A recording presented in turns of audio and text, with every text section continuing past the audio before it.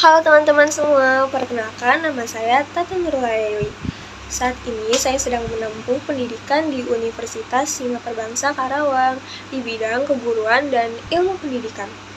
Untuk prodi yang saat ini sedang saya tempuh yaitu Pendidikan Bahasa dan Sastra Indonesia. Di sini saya akan membahas beberapa perubahan gaya dan nada bicara saya sendiri setelah melewati beberapa kondisi. Kondisi yang pertama yaitu pengaruh gaya bicara dari individu atau pembawaan diri saya sendiri. Secara individu, saya cenderung pendiam sehingga gaya bicara saya mengikuti karakter asli saya. Saat berbicara, kata-kata yang saya gunakan seringkali tidak menggunakan bahasa baku, melainkan lebih menyesuaikan dengan lingkungan tempat tinggal saya. Saat bicara, saya pun cenderung rendah dan tidak terlalu ekspresif. Kebiasaan ini membuat berbicara saya lebih sederhana dan tidak berlebihan, bahkan tidak punya nada bicara. Hal itu sejalan dengan sifat pendiam yang sudah menjadi pembawaan diri. Kondisi yang kedua yaitu akibat pengaruh sosial dari latar belakang keluarga dan hubungan sosial. Pengaruh sosial juga cukup besar dalam gaya bicara saya. Orang tua saya terbiasa berbicara dengan bahasa yang tidak baku dalam kehidupan sehari-hari, dan kebiasaan ini mempengaruhi cara saya berbahasa. Selain itu, pengalaman saat saya menyukai seseorang juga memberikan perubahan dalam berbicara. Dalam situasi tersebut, ada gaya bicara saya yang menjadi lebih lembut dan saya berusaha menyusun kata-kata dengan lebih rapi atau tidak dibuat-buat yang biasanya menjadi alay dengan tambahan kata H di belakangnya. Pengalaman ini menunjukkan bahwa dalam situasi tertentu saya dapat mengubah gaya bicara sesuai dengan kebutuhan sosial dan perasaan yang ingin disampaikan. Yang terakhir, perubahan sosial karena memasuki rumpun pendidikan tinggi.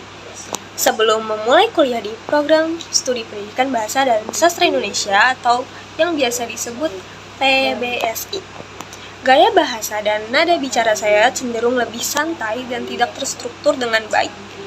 Saya sering menggunakan bahasa yang lebih kasual dan terkadang tidak selalu memikirkan penggunaan kata yang tepat, baik dalam percakapan sehari-hari maupun saat berbicara di lingkungan akademik.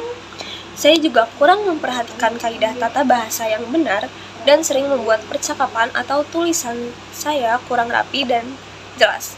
Pada saat berbicara di depan umum, terkadang saya juga merasa kurang percaya diri dan lebih sering berbicara tanpa memikirkan alur atau struktur yang baik. Lalu, setelah memasuki perkuliahan di PBSI, saya mulai merasakan perubahan yang besar dalam gaya bahasa dan nada bicara saya.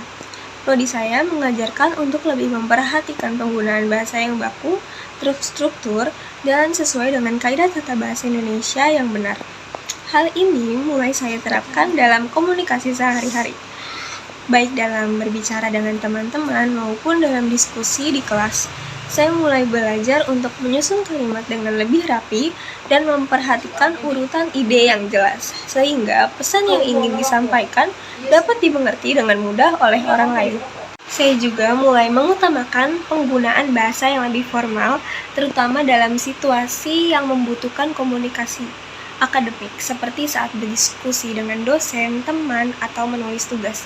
Nada bicara saya pun menjadi lebih tenang dan terukur, karena saya menyadari bahwa komunikasi yang baik tidak hanya mengandalkan kata-kata, tetapi juga cara penyampaian yang jelas dan sopan.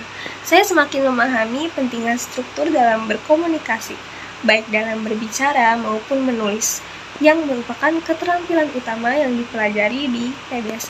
Dari asimilasi atau analisis diri saya sendiri sebelumnya, dapat disimpulkan bahwa gaya bicara saya merupakan hasil perpaduan antara pengaruh individu dan sosial. Secara umum, saya lebih dipengaruhi oleh pembawaan diri yang pendiam dan gaya bahasa keluarga yang tidak baku. Namun, situasi sosial seperti ketertarikan terhadap seseorang mampu mendorong perubahan sementara dalam nada dan struktur tutur kata saya. Dan yang terakhir, ada pengaruh saat memasuki dunia perkuliahan. Hal ini menunjukkan bahwa gaya bicara saya selalu adaptif terhadap situasi, namun tetap mempertahankan karakter dasar dari pembawaan diri dan lingkungan sosial keluarga. Sekian, terima kasih.